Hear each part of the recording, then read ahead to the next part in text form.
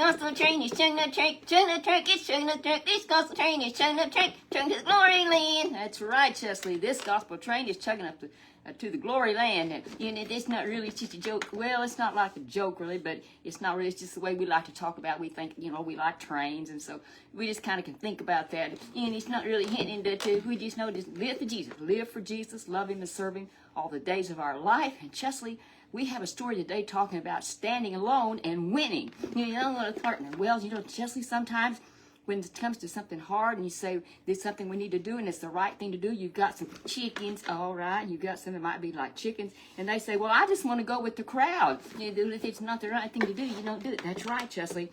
Sometimes you have to stand alone as a Christian. You do the right thing when no one else does. You lead the way, and that's like Jesus. That is like Jesus. In this story, and this was back in the Old Testament, does it really need to use that, the Old Testament? Oh, yes, the Old Testament has many wonderful old stories that we love. And we're going to see how God helped this man named Shammah. We're going to talk about the title of our message today is Standing Alone and Winning. Standing all day, you're sitting, not looking at God. Well, God was his helper. Yes, but we're saying here you don't have none of his friends. We're going to stand with him. None of the other soldiers would stand with him. And you think those cowards, they were cowards. They wouldn't stand. And it was an important battle they were having here.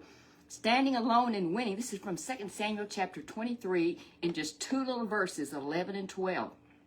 Just this is really something. The Philistines, the enemy army, had come against King David's soldiers. And we're going to see who won and how it happened. There was this man, his name Shammah. He was ashamed. No, he wasn't ashamed. His name was Shammah. And I'll tell you what, this man, he was one of King David's top men. He was a great fighter. In fact, he had a lot of these were great fighters. And he had some others, but they didn't want to fight that day because they was cowards. Well, Chesley, I don't know what all happened that day, but here's what he did. You know, you have to make your choice. It said after there was Shammah, the son of Agag, the Harite, and the Philistines had gathered together into a troop where there was a piece of ground full of lentils. You know what's lentils? We just call them beans. And so he's in the bean patch, and he was in a bean patch. Okay, so here they were, and so that's where the enemy was, and so here they were. They had to go out and win the victory. But King David's soldiers all ran from the Philistines. No, he's not in it. They were some of his mightiest men, and they ran because they were cowards. I don't know what their deal was. But you know what? There was one person. I tell you what, I don't know. Well, Chesley, most people would have said, well, I can't do this by myself. But you know what? This man named Shammah, the Bible said he stationed himself in the middle of the field and he defended that field. Here come all these Philistine soldiers, and he didn't have the chance. He just couldn't. Oh, Chesley, he did have a chance because he was doing what God wanted him to do. This was what he was, a soldier. That's what he was supposed to be doing, was defending the field. And when everybody else left, he didn't turn around and he did not turn around and run. You know, Chesley, that's what he could have done. I would have looked around and said, "Oh, I'm leaving." Yes, some would have said that. They'd been cowards. Looked around and said, "They're leaving. Yeah, I'm leaving too. I can't win this alone." But you know what this man did? He did not run. Shammah stationed himself in the middle of that field, and he said, "I'm going to defend this." And here came the enemy out to get him, and instead they was the ones that went down. And he didn't run like a coward. He stood, he defended that field. And why would he do it? It's just a field. And Chesley, you know what? It represented food. And one thing, if you let the enemy take that field, then what they're going to do? They're going to come after they're going to come after your next one. Now those soldiers had proven they were cowards and they run. But not this man. You know what the Bible tells us? That the Lord brought about a great victory. Oh, he didn't do it himself. Yes, this man didn't say, look what I did. The Lord helped him. And that is the difference, Chesley, is that we depend on Jesus. We depend on him, trust in him, and believe him to help us when we have situations. It's not going to be, now we're not talking about here going into battles, food battles and things like that. But here he was. That was the battle that he had back then. He didn't run like a coward. He stood and defended that field. And some might say, just beans, just let it go. It doesn't matter. But if he had done that, then they would have gone to the next one and they would have taken all their land. They would have taken their land one crop at a time. And then the people would have been hungry. but God brought about the victory because Shammah trusted in God and he stood alone. He was the only one. He did the right thing. He was a good example. He was a good example.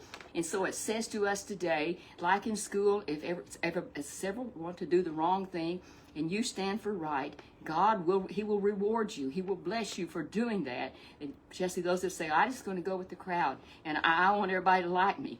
Well, you know, it's nice to be liked. And I'd rather the Lord to be pleased. We want the Lord to be pleased. That's the thing, standing alone and winning. And you know, Chesley, it may not be that you feel like you really won. Well, what did you win? Well, you won a victory when you didn't join the crowd.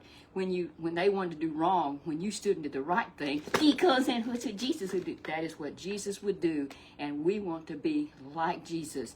I like what it said. Shammah was the only one that did the right thing. He was a good example. But I love best of all, how did he win the victory? The Lord brought about a great victory. But he was the one that was out defending. The Lord didn't say to stand back and I'm going to do this. There were sometimes he did that, but not this time. But here was Shammah. He stood alone. He just stood out. He was a great example. He was a great example. And though it's just in 2 little verses, it just stands out and makes you think, I'm so proud of him, and I know God was proud of him. I want to do the right thing. I want to do the right thing. I'm going to commit that I'm going to do the right thing. Yes, when others are chicking out, what are you going to do when others are going to do the wrong thing? Or they're going to run away and do nothing? Are you going to be like that? You know, I tell you what, I don't want to chicken out. We don't want to chicken out. We want to be a good example like Shammah was. He trusted God to give him the victory over the enemy army, and anything that would come against him. It wasn't just that, but anything that come against him, he was going to put his trust in God, whatever it was. There might be one other thing and another thing and another thing, but there's going to be victories all along the way. And there's going to be times you got to make a choice. You've got to make a choice every single time. So people might say, well, I'm kind of tired. I'm the only one, so I'm just going to go along with the crowd. Jesus did not. He just kept doing the right thing all the time. He blessed people. He helped people. He was honorable. He was our great example. So let's remember that we're going to, whether others stand with us or not, I ain't going to be faithful to Jesus. We're going to be faithful to Jesus. That's a great example. That's what we always want to do. Chesley, thank you for your story this afternoon. It's time for you to go to bed. I am not ready. I'm sorry you're not ready. I got another story. No, Chesley. You're just trying to buy you some more time. It's time for you to go to bed. We have to be going to church here in a little bit, so let's get you to bed. I saw some bugs in your trunk. No, there was no bugs in your trunk. Now, Chesley, you're just stalling for dinner. That's what it is. Yeah, you caught me. Yes, I caught you. So we'll see you all next week, next Sunday afternoon, Lord willing. Look forward to seeing you then. You have a great rest of the day.